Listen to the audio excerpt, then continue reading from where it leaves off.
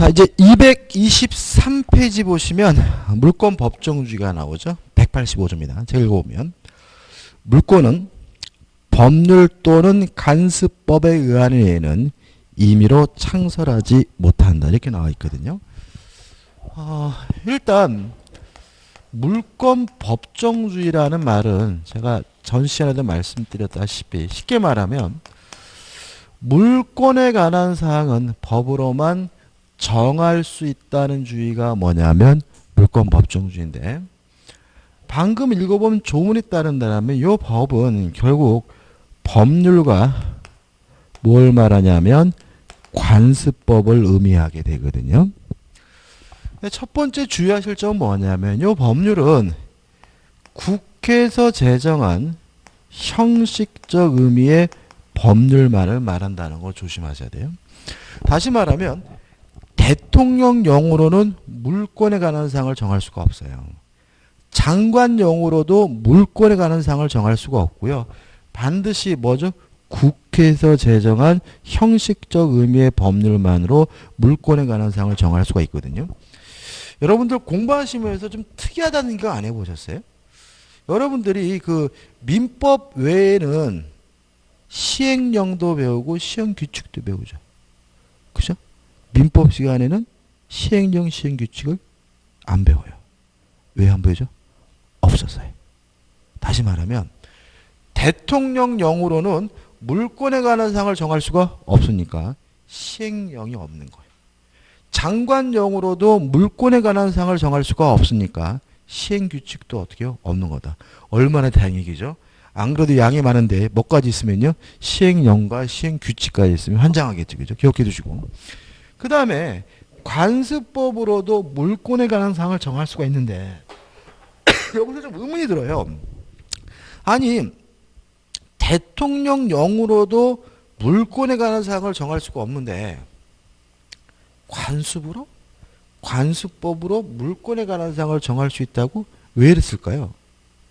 이유는 뭐냐면 국회의 특징이에요. 국회는 국회의원들은 주로 뭐 하죠? 싸우죠. 그죠? 싸워요, 주로. 뭐 별로 하는 일은 없는 것 같아, 진짜. 그리고 이제 가끔 민생 챙긴다고 시장 가가지고 오뎅 몇 개 주워 먹고, 그죠? 그리고 지들끼리 뭐죠? 밥 먹고, 뭐 조찬 회동했다고 그러고. 다시 말하면, 요 국회에다가 낚여놓기만 하면은 현실과 법 간의 괴리 현상이 발생하는 거죠. 현실은 계속해서 뭐예요? 앞서가는데, 국회의원들은 뭐 하느라 바빠요? 싸움하느라 바뀌고 민법에 대한 전혀 관심이 없으니까 현실과 법 간의 괴리 현상을 막기 위해서 관습법으로 물권에 관한 사항을 정할 수 있도록 정하고 있는 거예요. 실제로 아까 제가 물건의 개념을 말씀드리면서 야, 저런 것까지 물건인가? 이렇게 생각 들었었나요? 아니에요. 실제로 물건의 개념이 바뀌어야 됩니다. 왜 그러냐면은, 자, 생각해 보세요. 요즘에 음악 듣고 싶다고 CD 사는 사람이 어디 있어요? 그죠? 파일 다운 받잖아요. 그러면 음악 파일이 물건인가요? 이게 물건이어야 되는데 문제는 우리 법에서 유체물 및 관리 가능한 자연력이라 해놨잖아요. 근데 음악 파일은 눈에 보이지 않는 건데 우리가 인간이 만든 것이기 때문에 뭣도 아니에요? 자연력도 아니에요. 그러니까 유체물도 아니고 무엇도 아니에요? 자연력도 아니니까 그런 것들은 물건의 개념으로 들어가질 않아요. 그리고 뭐 리린지 같은 게임 같은 거 보면은 뭐 그 안에 있는 아이템들 되게 비싸요. 막 돈백만 하는 아이템도 있거든요. 근데 그걸 막 해킹해서 뺏어가. 그것도 물건인가요? 그것도 물건이 아닌가. 왜요? 자연력까지만 물건이. 그래서 불법으로 다운받거나 불법으로 해킹해서 게임 아이템을 가져가도록 절도로 처벌하지 못해요. 현행법상.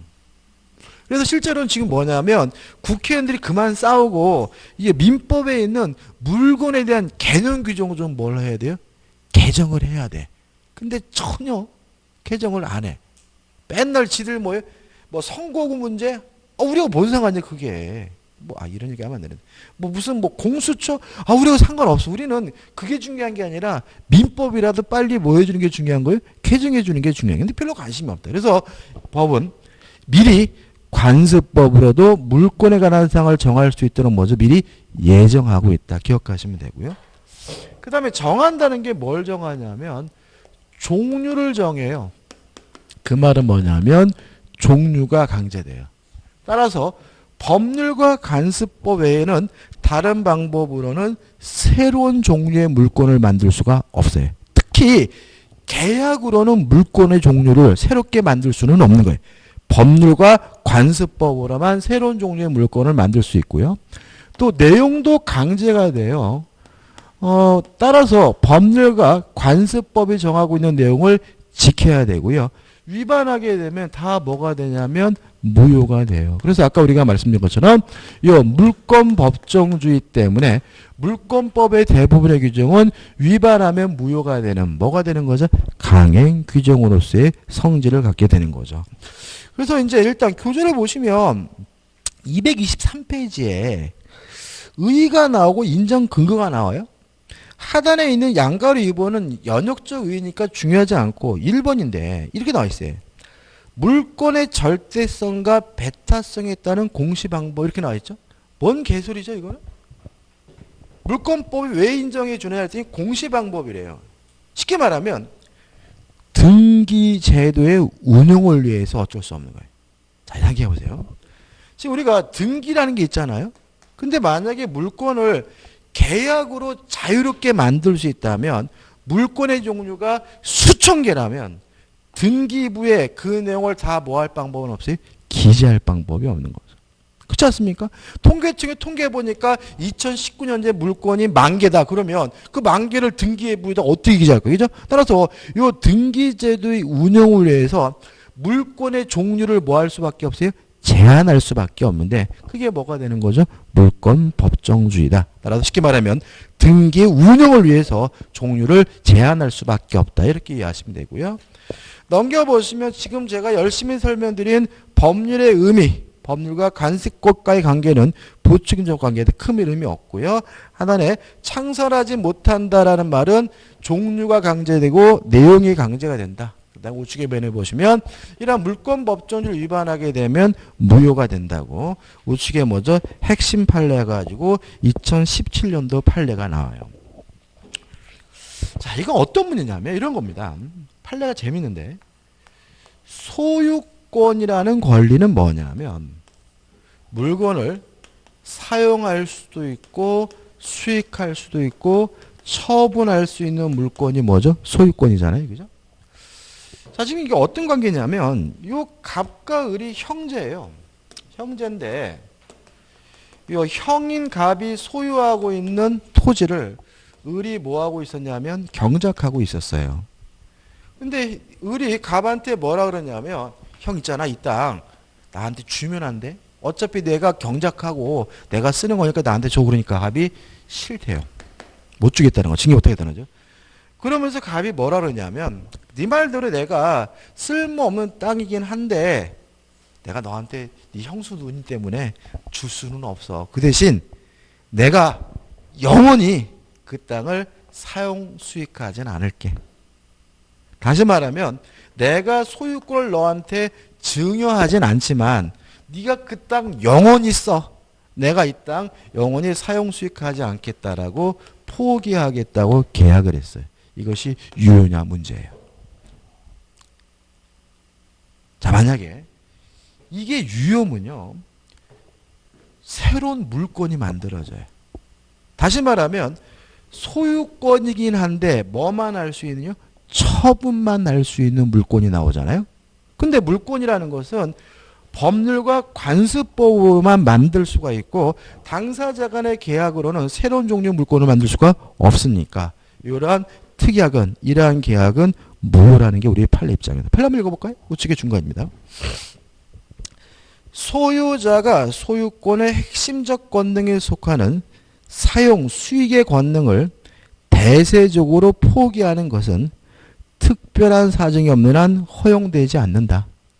이를 허용하면 결국 처분 권능만이 남는 새로운 유형의 소유권을 창출하는 것이어서 민법이 정한 물권 법정주의에 뭐하기 때문이죠?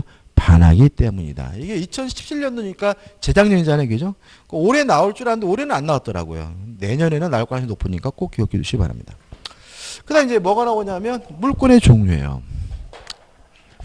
자, 일단 물권 법정주의에 따라서 법률이 인정하는, 국회에서 제정한 법률이 인정하는 물권이 있을 텐데 우리는 민법 시간이니까 민법이 인정하는 물권만 정리하면 되는데요.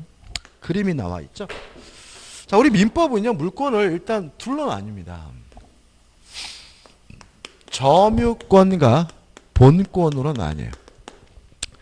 점유권이라는 권리는 뭐냐 하면요, 훔쳤든 뺏었든 사실상 지배하고 있으면 당연히 인정되는 권리가 점유권이고요.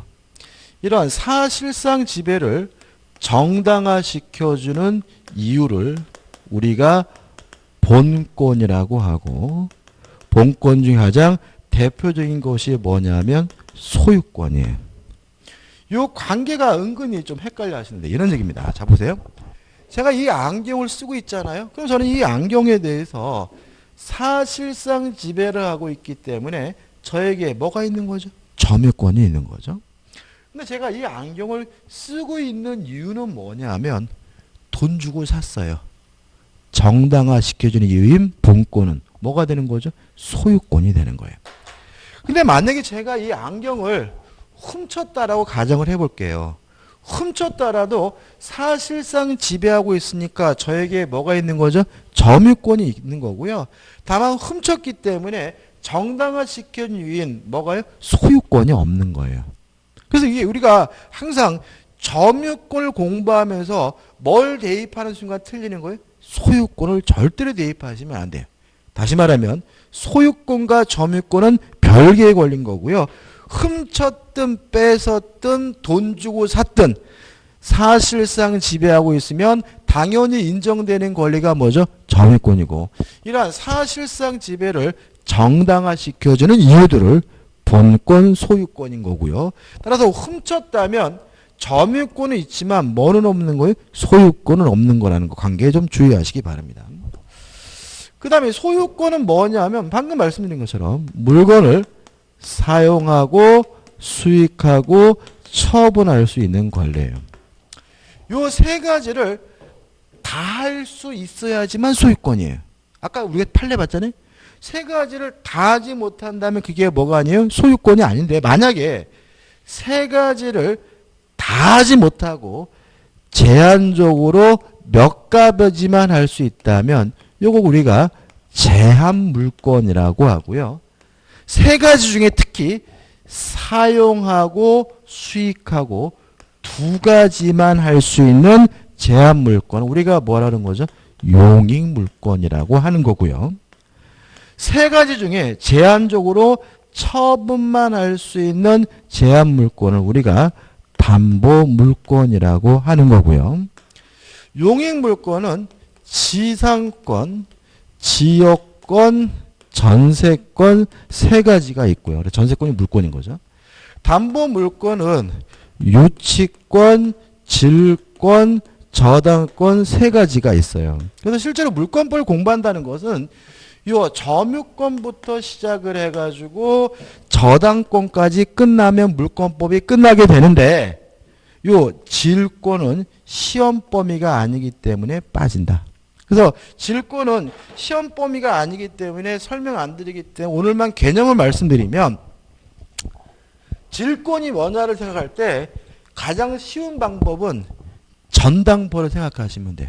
뭐죠? 전당포. 제가요 돈이 필요해가지고 반지를 전당포에다가 맡기고 5만 원 빌렸어요. 그러면 전당포 주인은 제 반지를 담보로 잡아둔 거죠. 그 담보권이 뭐예요? 질권인 거예요. 그래서 질권이라는 것은 가져다가 맡기는 방법으로 설정하는 담보물권이 뭐예요?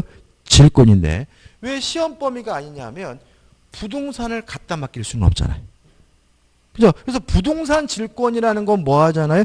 존재하지 않기 때문에 우리 공인중개사 시험에서 뭐는 빠져 있는 거죠? 질권은 빠져 있는 거예요. 그 다음에 또, 자, 우리가 담보물권은 세 가지 중에 처분만 할 수 있다라는 것에 대해서도 의문을 가질까 설명을 드리는데, 저당권을 가지고 생각해 보시면 돼요. 자, 보세요. 자, 은행에서 대출받고 제 아파트에다가 저당권 설정했거든요. 누가 그 집에 살죠? 제가. 다시 말하면 저당권이 설정됐다 그래서 저당권자인 은행이 제 아파트를 사용 수익하는 건 아니에요. 그럼 뭘로 저당권 설정했냐면 제가 돈을 안 갚으면 경매하려고 설정한 거잖아요. 다시 말하면 저당권의 궁극적 목적은 안 갚으면 경매하려고 처분하려고 설정하는 것이기 때문에 담보물권은 셋 중에 뭐죠? 처분 권능을 지배하는 물권이 되는 거고요. 그 다음에 요 나머지 지상권, 지역권, 전세권 이런 것들은 해당 부분에서 볼기 때문에 개념까지 오늘 설명드리지는 않습니다. 이 정도 좀 정리하고요. 자, 넘겨보시면 226페이지 하단에 보시면 민법 이외의 법률이 인정하는 물권이 나오죠? 볼 필요 없다. 왜냐 우리는 민법만 하기도 버거운 사람들이니까 이죠. 의미 없고. 227페이지 보시면 뭐가 있냐면 관습법상 물권이 있죠. 이 관습법상 물권은 물권 법정주의에 따라서 관습법이 인정하는 물권이 있을 텐데 현재 3개입니다. 분묘, 기지권, 그 다음에 관습법상 법정지상권. 교재는 2가지만 넣어놨는데요. 하나 더 한다면 동산의 양도담보. 요 3가지는 관습법상 물권으로 평가가 돼요. 평가가 되는데 뭐 개념은 해당 부분에서 볼 거지만 중요합니다. 아무튼 분묘기지권, 관습법상 법정지상권, 동산의 양도담보. 요 3가지가 뭐죠? 관습법상 물권이고요. 따라서 요 3가지를 제외한 나머지 것들은 관습법상 물권일 수가 없어요. 예를 들어 가지고 온천권 이런 거 없어요. 온천권 없어요. 그 다음에 뭐 근린공원 이용권 이런 거 없습니다. 아파트 입주권 이런 거 없어요. 다시 말하면 법률과 관습법으로만 물권이 인정되기 때문에 여기저기 나와 있는 이런 것들만 뭐죠? 물권이고 그 외에는 뭐가 아닙니까? 물권이 아님을 주의하시 바랍니다. 정리하는 의미에서 우측 하단에 보시면 대표 예제가 나오죠. 한번 풀어보죠. 물권에 관한 설명 중 옳지 않은 것은 1번 물권은 누구에 대해서도 주장할 수 있는 점에서 절대성을 가지는 권리다. 맞죠? 2번 물권은 현존하지 않는 물건, 즉 장래 물건에 대해서도 성립할 수 있다. X에. 자, 이게 너무 당연한 생각해보세요. 제가요 아파트를 분양받았어요. 매매 계약이잖아요. 분양받을 때는 아파트가 없죠. 그래도 매매 계약은 유효한 거예요. 근데 문제는 그 아파트의 소유권, 물권을 취득하려면 반드시 그 아파트가 있어야 돼요. 아파트가 없다면 저는 소유권을 가질 수는 없는 거예요. 다른 예를 들어볼까요? 제가요 중국집 가가지고 아줌마 짜장면 곱빼기 하나 주세요. 아직 짜장면 곱빼기 없죠? 그래도 그 매매 계약은 뭐예요? 유효한 거예요. 다만 그 짜장면 곱빼기에 대한 소유권을 제가 가지려면 짜장면 곱빼기가 어떻게 해요? 있어야 되는 거예요. 따라서 물권이 성립되기 위해서는 반드시 뭐가 있어야 돼요? 물건이 있어야 되고 아직 없는 물건에 대해서는 물권이 성립될 수가 없기 때문에 답은 뭐죠? 2번이 되는 거죠.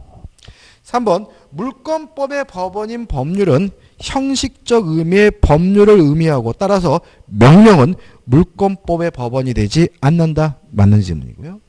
4번 물권법의 법원으로서 법률과 관습법의 관계에서 신법이 우선한다는 견해가 있다. 이러이러한 견해가 있다라는 질문은 무조건 맞는 거예요. 5번 물권은 일반 채권에 우선한다. 맞는 질문 설명드릴 겁니다. 그래서 법원이란 말이 나오죠. 원래 법원이라는 말은 법의 연원이라는 말을 법자고 원자고 따서 법원 그러니까 지방법원 뭐 이런 그때 법원이 아닙니다. 법의 연원이란 말도 어렵죠. 더 쉬운 말로 하면 법의 존재 형식을 말해요. 그러면 물권법의 법원 그럼 어떻게 해요? 물권법의 뭐죠? 존재 형식은 이렇게 되는 거예요. 민법의 법원 그럼 어떻게 해요? 민법의 뭐죠? 존재 형식이에요. 자, 물권 법정주의에 따라서 물권에 관한 사항은 법률과 관습법으로만 정할 수 있으니까 물권법은 어떤 형태로 존재할 수 있는 거죠? 법률과 관습법으로만 존재할 수 있으니까 물권법의 법원은 법률과 관습법이란 취지는 맞는 지문이 되는 거죠. 자, 넘겨보시면 이제 물권의 효력 해가지고 처음에 이제 뭐가 나오냐면 우선적 효력이란 말이 나옵니다. 이 단어가 참 문제가 좀 있습니다. 우리를 굉장히 혼란스럽게 해요.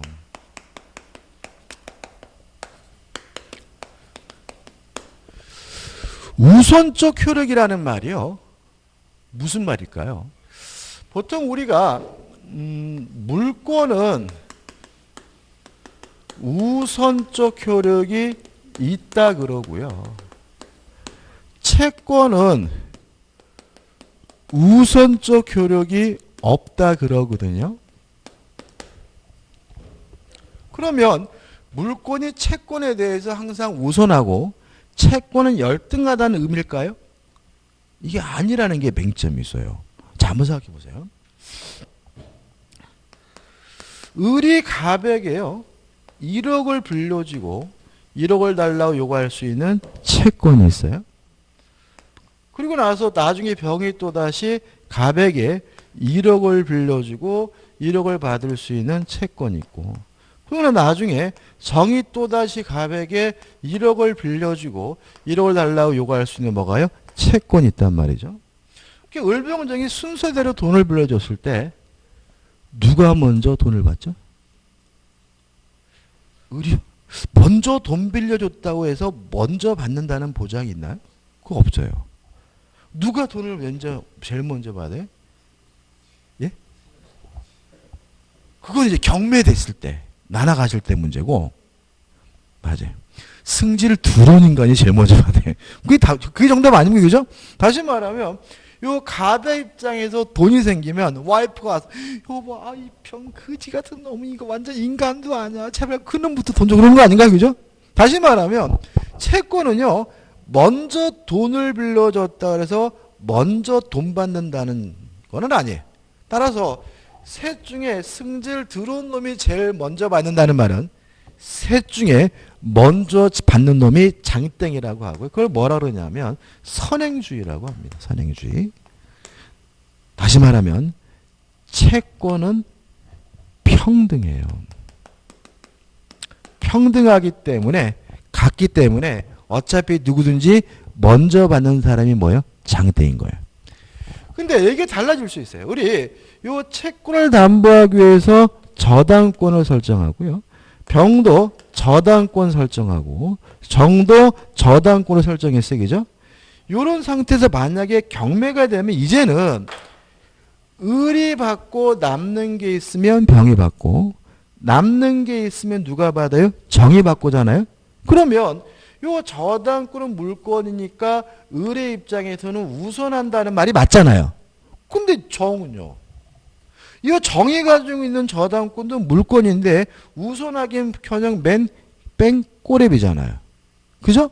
그래서 이게 결국 무슨 말이냐면 채권은 우선적 효력이 없다라는 말은 열등한다는 말이 아니라 평등하다는 말이고요.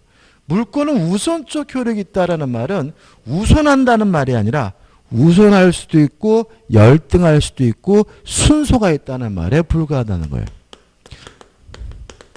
그래서 우리가 앞으로 예를 들어서 우선 변제권 그러면 우선해서 돈을 받을 권리가 아니라 우열에 따라서 순서에 따라서 돈을 받을 권리 이렇게 해석해야 된다는 거예요. 그러니까 항상 우리가 문제되는 건 뭐냐면 주택임대차법에서 확정일자를 갖추면 우선 변제권이 있다 그러면 이 주택임차인이 우선해서 아니에요. 우선해서 돈 받는 게 아니라 그냥 뭐예요? 우선 변제권이 있다는 말은 우선할 수도 있고 열등할 수도 있다. 순서가 있다는 말에 불과한 거예요. 그래서 교재 나와 있는 물권의 우선적 효력이라는 말은 물권의 우열 이렇게 번역이 되는 거예요. 물권의 뭐예요? 우열 이렇게 되는 거죠. 앞으로 우리는 우선적 효력이 있다 그러면 우선한다는 말이 아니라 뭐죠? 우열이 있다, 순서가 있다라는 말이고 그래서 교재 나와 있는 물권의 우선적 효력이라는 말은 물권의 뭐죠? 우열, 물권은 뭐죠? 순서가 있다 이렇게 정하는 거고요. 교재 내용이 복잡한데 간단하게 정리할 수가 있습니다. 원칙 성립된 순서에 따릅니다. 따라서 먼저 성립한 물건이 우선하고요. 늦게 성립한 물건은 뭐합니까? 열등합니다. 열등하죠. 그죠? 그 다음에 예외. 다만 성립 순서와 상관이 없는 경우가 있다. 두 가지만 기억하시면 돼요. 일단요. 첫째, 소유권과 제한 물건이 충돌하면 성립 순서와 상관없이 제한 물건이 우선합니다. 자, 생각해 보세요. 제가 소유하고 있는 아파트에 다른 사람에게 전세권을 설정해 주면 이제 이 아파트를 사용 수익해야 될 사람은 더 이상 소유자가 아니라 누군 거예요? 전세권자인 거죠. 다시 말하면 소유권이 먼저 성립했고 나중에 전세권이 성립됐지만 뭐가 오히려 우선해요? 전세권이 우선하는 거예요. 따라서 소유권과 제한 물건이 충돌하게 되면 성립 순서와 상관없이 뭐가 우선합니까? 제한 물건이 우선하는 거고. 이 시험이 잘 나옵니다.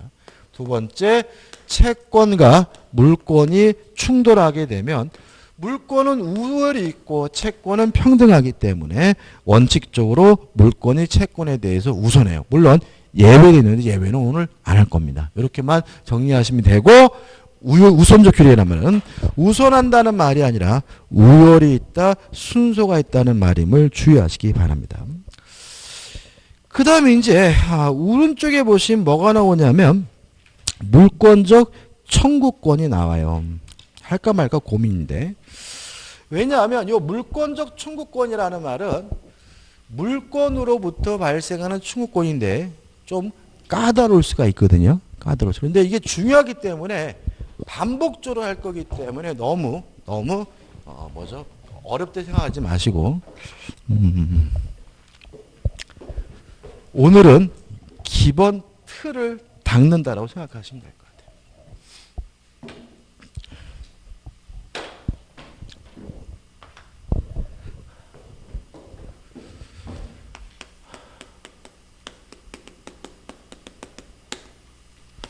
자, 교재는 개념이 좀 복잡하게 나오는데 우린 개념 어떻게 쉽게 하는 거잖아요. 어떻게 하는 거냐면 물건으로부터 발생하는 청구권이 물권적 청구권이다. 이렇게 할 거예요. 그러면 뭘 할 수 있냐면 채권적 청구권도 뭐인지를 알 수가 있어요. 채권적 청구권은 뭐죠? 채권으로부터 발생하는 청구권이 뭐죠? 채권적 청구권이에요. 간단하죠, 그죠? 그러면 시험 문제에서 첫 번째 어떤 형태가 나오냐면 물권적 청구권이냐 채권적 청구권이냐 구별하는 문제가 가끔 나오는데 방법은 뭐냐면 물건이 있는 사람이 청구하고 있다면 그 사람의 청구권은 뭐예요? 물권적 청구권이고요. 물건이 없는 사람이 청구하고 있다면 그 사람의 청구권은 뭐가 돼? 채권적 청구권인 거예요. 연습해 볼까요? 갑이 소유하고 있는 A 건물에 대해서요. 을이 만나가지고 매매 계약을 하고 대금을 다 줬어요. 그럼 을은 갑에게 이전 등기해달라고 청구할 수 있겠죠? 이때 을의 등기 청구권은 물권적 청구권일까요? 채권적 청구권일까요? 채권적이겠죠. 왜요? 매매 계약을 하고 대금을 지급했더라도 등기를 안 했다면 자기에게 뭐가 없어요? 물권 소유권이 없으니까. 이 단순한 논리지만 참 시험이 잘 나옵니다. 자, 두 번째, 갑이 을과 만나가지고요 매매 계약을 하고 갑이 을에게 이전 등기를 해줬거든요. 그래서 갑이 이 을과의 매매 계약을 사기였다는 이유로 취소를 했어요. 그러면 매매 계약이 소급해서 무효고 매매가 무효면 무엇도 무효죠? 등기도 무효니까 갑은 을에게 그 등기 무효니까 말소해달라는 등기를 청구할 수 있겠죠? 이때 이 갑의 등기 청구권은 물권적이에요? 채권적이에요? 물권적이겠죠. 왜냐하면 을의 등기가 무효면 누구예요? 갑고 갑에게 뭐가 있어요? 소유권, 물권이 있으니까 이때 갑의 등기 청구권은 뭐가 돼요? 물권적인 거죠. 여기서 항상 제일 바보 같은 분이 뭐냐면 말소는 물권, 이전은 이러면 안 되겠죠? 명칭하고 상관이 없어요. 그 사람이 가지고 있는 권리가 물권이면 뭐예요? 물권적 청구권이고요. 채권이면 물권이 없으면 뭐가 되는 거죠? 채권적 청구권이 되는 거죠. 그 다음에요. 자, 성질을 볼 건데 이 물권적 청구권은 종류는 세 가지예요. 뭐 반환을 청구할 수 있다. 방해 제거를 청구할 수 있다. 방해 예방을 청구할 수 있다. 흘려 쓰는 이유는 뭐예요? 중요하지 않아요. 이거를 찾고 셋 중에 하나로 막 틀을 맞추려고 하는데 그거 필요 없는 거죠. 그죠? 그냥 물권으로부터 발생하는 청구권이 물권적 청구권인데 누가 가져가면 돌려달라 반환을 청구할 수 있고 방해하고 있으면 방해 제거를 청구할 수 있고 방해할 염려가 있으면 방해 예방을 청구할 수 있다. 이렇게 기억하면 되는 거고요. 자, 성질인데 물권적 청구권은 물권으로부터 발생하는 청구권은 물권일까요? 채권일까요? 자, 물권적 청구권은 물권이겠습니까? 채권이겠습니까? 물권적 청구권. 물권적 청구권은 물권이에요? 채권이에요? 물권인 것 같은데 말하는 꼴은 또 채권인 것 같기도 하죠. 그죠? 여기서 항상 조심할 것은 뭐냐면 물권적 청구권은 채권이라는 점이에요. 자, 한번 생각해 보세요. 자, 오늘 구별할 수 있어요.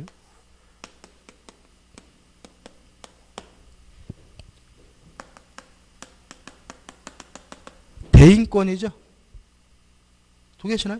자, 누가 제 물건을 훔쳐갔으면 반환을 청구할 수 있잖아요. 누구한테 하는 거예요?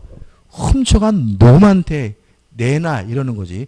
물거나 도름 이런 게 아니잖아요. 따라서 물권 청구권은 물건에 대한 권리가 아니라 사람에 대한 권리. 대인권. 지배권 아니죠. 다시 말하면 저에게 물권적 청구권이 있다라서 만족이 생기는 게 아니잖아요. 그놈이 저에게 그 물건을 돌려줘야 비로소 만족이 생기는 거니까 이 물권 청구권은 뭐가 아니에요? 지배권이 아니에요. 그래서 채권입니다. 사람에 대한 권리고 지배권이 아니기 때문에 채권인데 이 채권이 어디에서 발생하고 있냐면 물권으로부터 발생하고 있기 때문에 우리 통솔은 순수한 채권은 아니고 물권적 성질도 아울러 가지고 있는 특수한 채권으로 이해하고요. 물권적 성질은 딱 하나예요. 물권과 분리될 수가 없다는 거죠. 왜냐하면 물권적 청구권이 없는 물건은 존재 가치가 없어요. 누가 제 물건을 가져갔는데 반환을 청구할 수 없다면 소유권이 뭘 의미가 있겠어요. 따라서 물권이 물권으로서 존재 가치가 있으려면 반드시 무엇과 함께 있어야 돼요? 물권적 청구권과 함께 있어야 되기 때문에 물권적 청구권은 절대로 물권과 뭐 될 수 없어요? 분리될 수가 없어요. 따라서 물권적 청구권은 뭐에 걸리지 않냐면 소멸시효에 걸리지 않아요. 제가 저번 주에 소멸시효 말씀드리면서 채권과 용익물권만 소멸시효 걸린다 그랬죠? 그죠? 기억나시죠? 오늘 안 오셨구나, 저번주에. 채권과 용익물권만 뭐예요? 소멸시효 걸려요? 근데 물권적 청구권이 소멸시효 걸리느냐? 얘도 뭐라고요? 채권이잖아요. 근데 만약에 채권이란 이유로 소멸시효 걸려서 물권적 청구권이 없어지면 물권은 있는데 소유권은 있는데 물권적 청구권이 없는 일이 발생하잖아요. 그러면 안 되잖아요. 따라서 물권과 물권 청구권은 절대로 뭐 될 수 없어요? 분리될 수 없고 물권이 존재 가치가 있으려면 물권 청구권도 뭐가 있어야 돼요? 있어야 되기 때문에 물권 청구권은 뭐에 걸리지 않습니까? 소멸시효 걸리지 않는다는 것까지 일단 기억하시면 돼요. 그 다음에 여기까지 이제 개념했고 간단하게만 할게요. 교재는 안 볼 건데. 볼까요? 자, 시험에 나오는 것은 두 가지예요. 물권적 청구권이냐 채권 청구권이냐 구별하라는 문제. 이건 어렵지 않아요. 두 번째는 뭐냐면 물권적 청구권의 주체하고 상대방에 대해서 시험 문제가 아주 잘 나오는 편인데 어려워요. 실제로 교재 보시면 요 물권적 청구권의 주체와 채권에 대해서 233페이지 보시면 판례들이 뭐죠? 빠바바박 나와요. 어마어마하죠, 그죠? 한 장을 더 넘겨보면 뭐죠? 234페이지까지 판례들이 뭐죠? 나열되어 있거든요. 근데 이 판례를 그러면 다 외워야 되느냐? 그럴 필요는 없다. 제가 요 판례를 뭐 하는 거예요? 정리하는 거죠. 판례를 정리해 보자고요. 오늘은 나 이해가 안 된다. 아니, 뭐 우리가 앞으로 수십 번 할 거니까 신경 쓰지 마자고요. 그죠? 첫째, 판례들입니다. 주체는 물권자이어야 한다. 왜요? 물권자 청구권은 물권으로부터 발생하는 청구권이니까. 상대방, 침해자는 누구냐에 대해서 우리 판례는 점유자가 상대방이다라고 한다. 일단 점유하고 있다면 그 사람에게 아무런 고의도 과실도 요구하지 않는다. 첫 번째 기억할 거예요. 자, 제가 오래간만에요. 러닝을 빨아가지고 옥상에다 널어놨어요. 널어놔고 나서 한 2시간 지나 나가보니까 러닝이 바람이 불어서 옆마당에 떨어져 있거든요. 그럼 저는 옆집 가가지고 아줌마 제 러닝 주세요 하겠죠. 왜요? 저는 그 러닝에 대해서 뭐예요? 소유권자니까요. 그러면 그 아줌마는 물권자 청구권 상대방이라는 얘기잖아요. 왜요?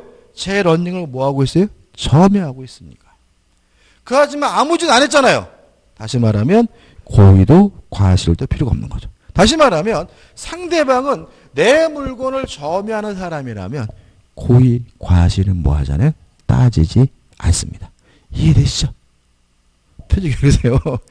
다시 말하면 점유하고 있다면 아무런 고의도 없고 과실이 없더라도 뭐가 돼요? 물권자 청구권 상대방이 되는 거죠. 그 다음에 직접 간접을 불문합니다. 우리가 지금 직접 점유, 간접 점유에 대해서 개념이 정확하지 않겠지. 예를 기억하시면 임차인과 같은 사람을 직접 점유자, 임대인과 같은 사람을 간접 점유 이렇게 기억하시면 되고 직접 점유자가 할 수도 있고 간접 점유자가 할 수 있는데 다만 건물의 철거 청구 상대방은 직접 점유자에게는 할 수 없고 간접 점유자에게 해야 된다. 이게 우리 판례 결론이에요. 판례가 굉장히 많지만 요거에 대한 결론이. 자, 요거 아주 연습을 해볼게요. 안 그래도 됩니다. 왜냐하면 이게 앞으로도 계속 그럴 거니까. 한번 생각해 보세요. 갑이 소유하고 있는 토지에 을이 허락도 없이 불법으로 건물을 신축했어요. 그러면 갑은 토지에 대해서 뭐가 있습니까? 소유권이 있고 을은 갑의 토지를 불법으로 뭐하고 있어요? 점유하고 있으니까 내 땅에서 나가라는 의미에서 건물을 철거해달라고 요구할 수는 있어요. 그렇지만 갑이 을에게 건물에서 퇴거해달라고 나가달라고 청구할 수는 없다. 왜냐하면 물권적 청구권의 주체는 물권자여야 돼요. 갑은 토지 소유자입니다. 내 땅에서 나가라고 할 수는 있어요. 건물은 누구 거예요? 을 겁니다. 갑게 아니에요. 따라서 건물에서 나가라고 요구할 수는 없는 거예요. 이해되시죠? 근데 이걸 시험 왜 내는 거예요? 때려 부실 수 있으면 내보낼 수도 있겠지. 이런 생각인 거예요. 그죠? 이거 바로 얘기죠? 만약에 을을 내보낼 수가 있다면 갑이 을을 내보내고 지가 이 건물을 쓸 수 있다잖아요. 아닌 거죠. 다시 말하면 내 땅에서 나가는 의미에서 건물을 깨끗하게 뭐 할 수 있어요? 철거할 수 있을지언정 을을 내보내고 갑이 그 건물을 쓸 수는 없는 거예요. 왜요? 건물은 갑의 것이 아니라 누구 거예요? 을의 것이. 그래서 항상 누구에게 누가 뭘 청구하냐 물어보면 요 물건이 누구 건지를 한번 다시 한번 보라고요. 건물에서 내보낼 수 있냐 이렇게 물어보면 건물이 누구 건지요? 갑 건지 을 건지를 한번 생각해 보시면 간단해요. 왜요? 물권자 청구로서는 뭐 해야 돼요? 물권자여야 되니까. 이게 판례에 있는 겁니다. 한번 해볼까요? 자, 갑 똑같아요. 갑이 소유하고 있는 토지에 을이 건물을 불법으로 신축을 했어요. 근데 갑이 이 땅을 병에게 팔았어요. 팔고 병에게 이전 등기를 해 줬는데 병한테 전화 왔어요. 사기를 고소하겠대요. 왜 그러니? 야, 이 미친놈아, 네가 나대지라 그래서 내가 땅을 샀는데 내가 땅을 사고 가서 보니까 을이랑 놈이 불법으로 건물을 신축하고 살고 있는데 너 나한테 사기친 거 아니야라고 방방 떠요. 이랬을 때 갑이 을에게 건물을 철거해달라고 요구할 수 있습니까? 없습니까? 없다. 물권조 청구권의 주체는 뭐 해야 돼요? 물권자야 돼. 예외 없어요. 갑이 병에게 팔아먹고 등기를 해줬다면 토지 소유자는 누구예요? 병인 거잖아요. 갑은 뭐가 아니? 소유자가 아니. 이게 예외. 그래서 반드시 뭐가 있어야지만요? 물권이 있어야지만 뭘 행사할 수 있어요? 물권조 청구권 행사할 수 있는 것이고 문제가 되게 그럴듯하게 막 꼬셔. 거기 넘어가지 마시고 다시 한번 그 토지가 누구 건지 건물이 누구 건지에 대해서 다시 한번 어떻게 곱씹어 보셔야 돼요. 그럼 뭐예요? 주체는 끝난 거예요. 주체 발행 판례는 다 한 겁니다. 자, 갑이 소유하고 있는 토지예요. 을이 건물을 불법으로 신축을 한 후에 이 건물을 병에게 팔았어요. 건물을 병에게 양도를 했어요. 이때 갑은 이 건물을 철거해달라고 을에게 요구할 수 있습니까? 병에게 요구할 수 있습니까? 병에게 요구할 수 있는 거죠. 왜냐하면 물권조 청구 상대방은 뭐예요? 점유자죠. 만약 이 건물을 을에게 팔았다면, 병에게 팔았다면, 병에게 넘겨줬다면, 이제 갑의 토지를 점유하는 사람은 을이 아니라 누군 거예요? 병인 것이니까 병에게 철거해달라고 해야 돼요. 근데 병은 이 건물이 불법 건물인지 몰랐어요. 선이고 무과실이에요. 이랬을 때 갑은 병에게 철거해달라고 요구할 수 있습니까? 없습니까? 있다. 왜냐하면 점유자라면 고의 과실을 요구하지 않아. 무슨 말이겠어요? 여기서 야, 병 큰일 났네, 안타깝네, 감정이입하지 마세요. 그죠? 다시 말하면 점유하고 있다면 그 사람에게 아무런 고의도 과실도 요구하지 않으므로 결국은 병이 선이 무과시여도 뭐 할 수 있어요? 철거해달라 요구할 수가 있는 거예요. 이해되시죠? 그죠? 요건 나중에 할 거예요. 이거 보자고요. 자, 근데 보자고요. 갑이 소유하고 있는 토지예요. 을이 건물을 불법으로 신축을 했어요. 그러니까 을이 뭐죠? 소유자인 거죠. 그리고 을이 병에게 임대를 해서 병 임차인이 이 건물에 거주하고 있어요. 이때 철거해달라고 을에게 요구해야 되겠어요? 병에게 요구해야 되겠어요?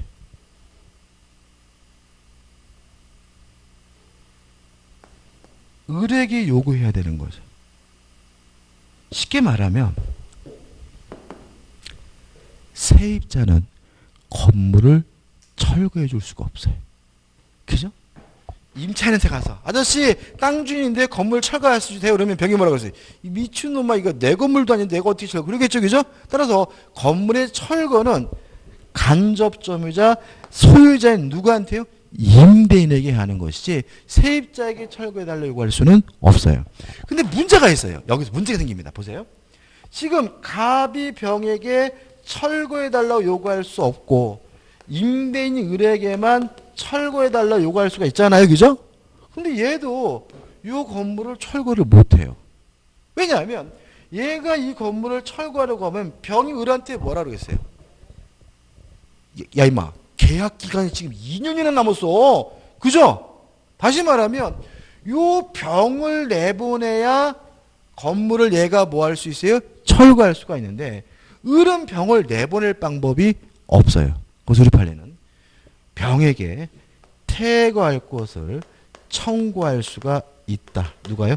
토지 소유자가 판시하고 있습니다. 다시 말하면 살고 있는 사람이 임차인이면 임대인인 소유자한테는 뭐예요? 철거해달라고 요구하고 살고 있는 임차인에게는 나가달라고 뭐예요?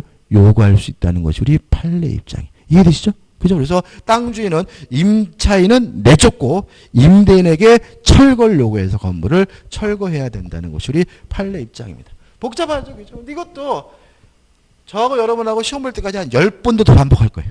그러니까 지금은 뭔가 헷갈리지만 나중에 가면 표정 어떻게 되는지 아세요? 저 또 저 소리야. 막 이런 정도로 반복할 거니까 걱정 안 하셔도 되고. 요거 문제 한번 풀어볼까요? 정리하는 의미에서. 자, 234페이지 보시면 대표예제가 있죠. 풀어보죠. 1번. 물권적 청구권에 관한 설명으로 옳은 것은 1번. 소유자는 물권적 청구권에 의하여 방해 제거 비용 또는 방해 예방 비용을 청구할 수 없다. 이거 맞아요. 다시 말하면 돈 달라고 요구하는 건요. 채권이에요. 그죠? 내 땅에서 나가라. 이거는 뭐예요? 물권적 청구권이지만 그에 기한 손해배상을 청구하거나 비용을 청구하는 것은 뭐예요? 채권적 청구권이지 뭐는 아니 물권적 청구권은 아니기 때문에 답은 뭐죠? 1번이죠. 2번 불법 원인으로 물건을 급유한 사람은 원칙적으로 소유권에 기하여 반환 청구할 수 있다. X예요. 우리가 전에 했던 거고 더 설명드릴 거고. 3번 소유자는 소유물을 불법 점유한 사람의 특별 승계인에 대하여도 건물의 양수인에 대하여도 그 반환을 청구하지 못한다. X죠. 다시 말하면 건물의 양수인이 뭐라 하더라도요. 선이고 무과실이라 하더라도 철거해달라고 청구할 수가 있기 때문에 3번은 X죠. 4번 소유권에 기한 방해 제거 청구권은 현재 계속되고 있는 방해 원인과 함께 방해 결과의 제거를 내용으로 한다. X입니다. 우리 판례에 따르면 방해가 종료가 됐다면 결과를 제거해달라고 청구할 수 있지만 방해 상태가 계속되고 있는 상태라면 결과의 제거를 청구할 수는 없다는 게 판례 입장이에요. 무슨 말인지 알겠어요? 자, 지금 방해하고 있는데 방해가 종료가 됐어요. 그러면 결과 제거해달라고 청구할 수 있겠죠? 그렇지만 방해를 계속하고 있는 상태에서는 결과 제거를 청구할 수가 없다는 게 판례 입장이에요. 5번 소유권에 기한 물권 청구권이 발생한 후에는 소유자가 소유권을 상실하더라도 그 청구권을 행사할 수 있다. X예요. 왜냐하면 이거죠. 소유권의 주체는 뭐 해야 돼? 물권자여야 된다. 소유권을 상실한 사람은 더 이상 물권을 청구권 행사할 수가 없으니까 5번도 뭐죠? X고 답은 1번이죠. 2번입니다. 자, 이것도 기출문제인데. 자, 그려볼게요. 보시면 갑소유 토지에 대한 사용권은 없이 그 위에 을이 Y 건물을 신축하노. 그죠? 우리 불법으로 뭐 했어요? 신축했죠. 아직 등기하지 않은 채 병에게 일부를 임대하여. 병이 뭐죠? 뭐인 거죠? 임차인 거죠. 을과 병이 Y 건물 일부씩 점유하고 있다. 다음 설명이 틀린 거죠. 일단 그럼 보시면 결론 끝났어요. 갑은 을에게 철거해달라고 뭐 할 수 있어요? 요구할 수 있고 임차인에게는 나가라고 뭐 할 수 있어요? 요구할 수 있지만 갑은 을에게 퇴거해달라고 뭐 할 수는 없어요? 청구할 수는 없다. 건물은 갑의 건물이 아니라 누구고요? 을의 건물이니까. 따라서 답은 뭐죠? 3번. 갑은 을을 상대로 Y 건물의 퇴거를 구할 수 있다. X가 되고 답은 뭐죠? 3번이 되는 거예요. 이해되시죠? 그죠? 보시면 이게 결국은 제가 열심히 설명드린 이런 판례들을 종합해가지고 한 가지 사례로 만들어서 뭐죠? 문제를 출제한 거죠. 이게 예. 그거 상관이 없어. 그죠? 왜냐하면 소유자가 아니라 뭐예요? 점유자잖아. 그러니까 만약에 예를 들어서 등기를 해야 물권의 청구권이 상대방이 된다면 그 사람도 뭐 해야 되는 거예요? 소유자인데 여기는 뭐예요? 점유자. 소유권 필요 없습니다. 관계 없는 거죠. 그죠? 자, 여기까지고요. 좀 쉬었다가 물권의 변동을 보도록 하겠습니다.